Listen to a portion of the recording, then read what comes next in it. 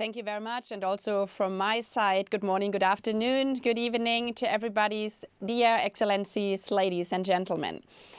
Last month, I had the honor of presiding over the mentioned World Social Summit in Doha, where we as an international community underlined that development and building strong society means truly putting people first. That social justice, equality, inclusion and opportunity are not a nice to have, but are the very foundations of economic growth, stability and peace. They serve every society, every economy, every community. They make us all stronger. That is a message I bring today to you as well. Persons living with disabilities are entitled to the same rights, choices and opportunity as everyone else.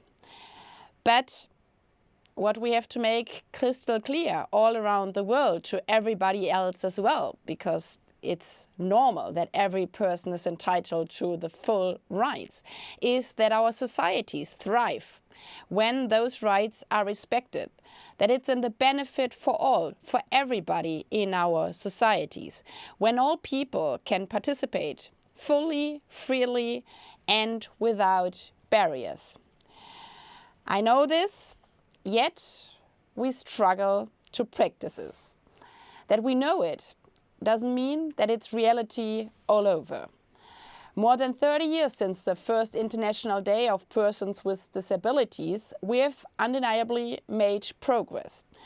87% of countries reviewed now have laws guaranteeing the right to education for persons with disabilities. 79% prohibit employment discriminations on the basis of disability. But progress on paper is not the same as progress in people's life. Persons with disabilities remain disproportionately affected by poverty and wage gaps. In conflicts and disasters, they are often cut off from information, relief, and even assistance. Even in the so-called industrialized countries like my own, families still have to fight for the right of education for their children at a regular school if they do have disabilities, because not all schools are barrier-free. I experienced myself what it means for a child if they have to learn from an early age on that society defines them as something different, as not normal. And even day to day, something as basic as going to the store for milk or withdrawing one's own money from ATMs remains out of reach when 1/4 of ATMs in developed regions and half in developing regions are inaccessible to wheelchairs users.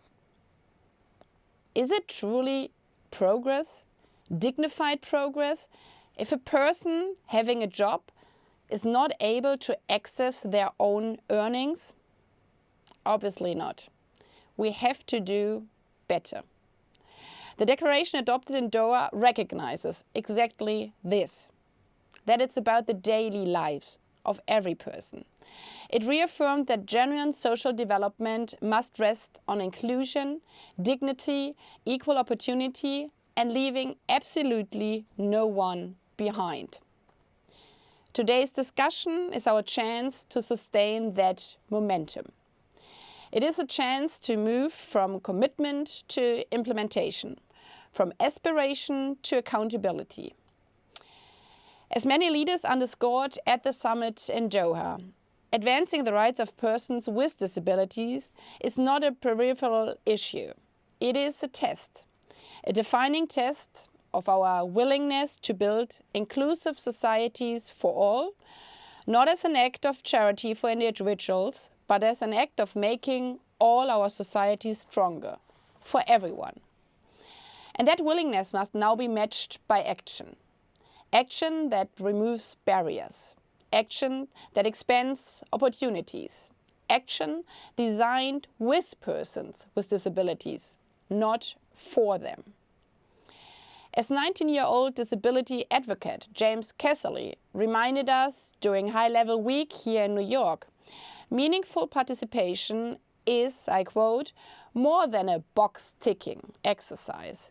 It is when we get to make our own decisions and not just have other people make decisions on our behalf.